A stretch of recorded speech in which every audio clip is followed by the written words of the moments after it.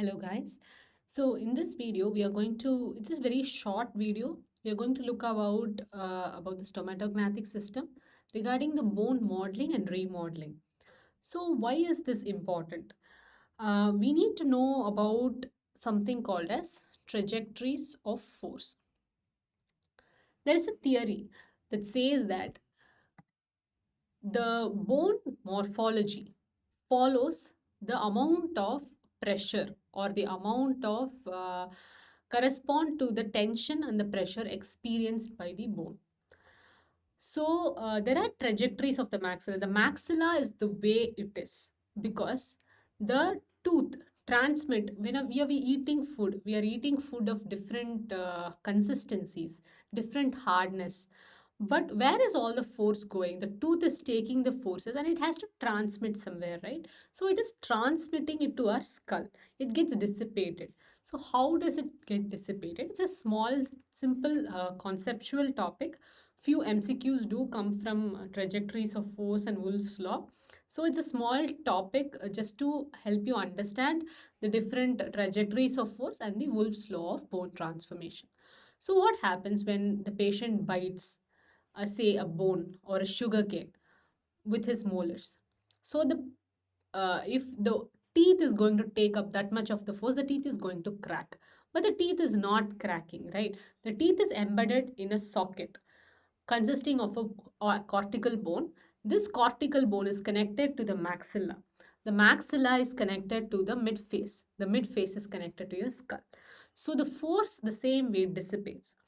So this trajectory of the force, the trajectory, how this force gets dissipated into the skull is called as the trajectory of force based on how much you eat. So you say you eat very soft diet.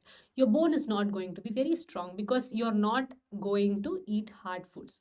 But when you start incorporating hard foods, your bone architecture, when you see microscopically, is going to change because your bone function now is taking up more force. So it is going to change. So we are going to now discuss what are the trajectories of the maxilla and the mandible. Few MCQs have been asked in the past saying that which trajectory is when the patient bites something from the incisor, what how is the force dissipated into the skull? So they ask about the different pillars.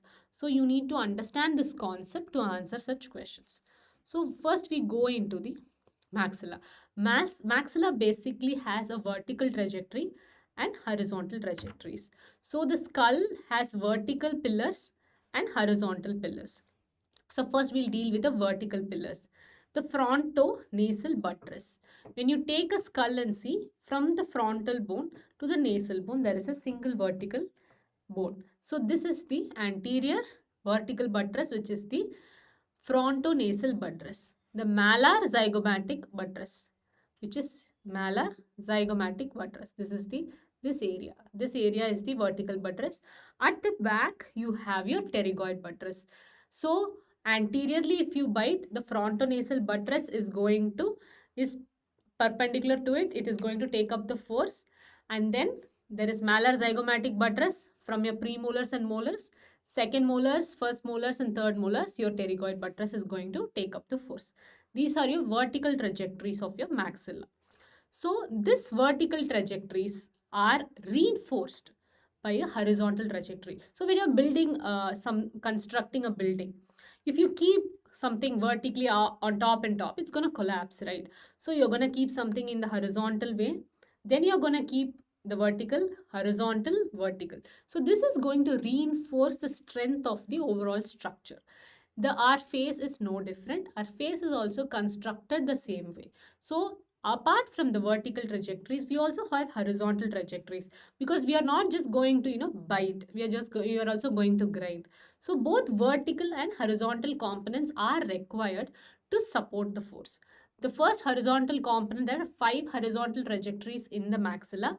The first one is your hard palate, your orbital ridges, your zygomatic arches, lesser wing of sphenoid at the back, and your palatal bone.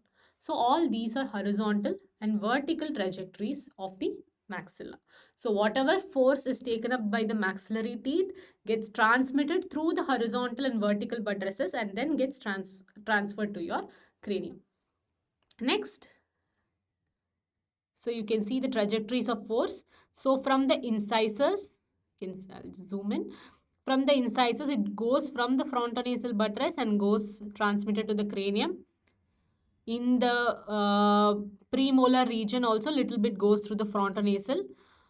Second premolar, first molar and the second molar goes both through the uh, pterygoid buttress and the malar zygomatic buttress. Third molar, more pterygoid buttress. So premolars go both in the frontonasal and the malar zygomatic. First and second molar goes through the zygomatic, malar zygomatic buttress. The third molar goes through the pterygoid buttress. So if they ask you any questions, 1 marks have been asked. So a patient is biting through the incisor. What is the vertical buttress that transmits the force? So you'll have your answer will be frontonasal buttress. Next, we come on to the trajectories of the mandible. So mandible basically has as line of stress that extends from one condyle to other condyle, passing through the symphysis like this. So when you take a mandible and see, there will be a thick layer from one thick line of bone joining one condyle to another condyle. There are number of vertical trajectories that radiate below the roots of the mandibular teeth and lower border of the mandible and mylohyoid ridge or the prominent buttresses of the mandible. Similar to the maxilla, there is no horizontal and vertical buttress in the mandible. There is a line of stress that extends from the condyle to condyle. There is vertical buttresses below the roots of the molars and the mylohyoid ridge and the lower border of the mandible or prominent trajectories of the mandible. Now we move on to Wolff's law of bone transmission. So what does they say? So bone, unlike other connective tissue, they respond to a mild degree of pressure. So that's how orthodontic also works, right? You're applying pressure, your tooth is moving through the bone. So bone is amenable to pressure and tension because it changes its structure based on the amount of tension and pressure on it. So these changes, like we have discussed in previous videos, there is something called as there are movements of the bone called as resorption and deposition. It's called as bone remodeling. So simultaneous resorption and simultaneous deposition happens that changes the structure and also the location of the bone. All this procedure, this method or this process is called as bone remodeling. So the architecture of the bone changes based on the physical demands. Just for example, someone who works out has muscles, they develop muscles, right? Because demand or when there is a stimulus, the muscle develops. When there is a loss of stimulus, when you stop working out, all your muscles or your six packs that is formed, it will start to disappear. It is the same way with regard to your bone also. If you there is use and disuse. When there is use for the bone, the trabeculae pattern changes based on how you walk, how much you run. You are more of a runner, your bone architecture is going to be different. If you are going to be more of a slow walker or you don't walk at all, you keep sitting due to your work, your bone is going to be slightly different, both in terms of quality as well as the structure. So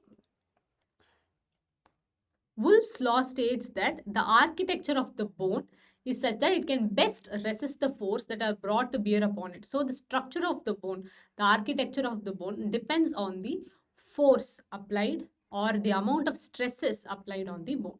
So this is a gist of Wolff's law of transformation of the bone.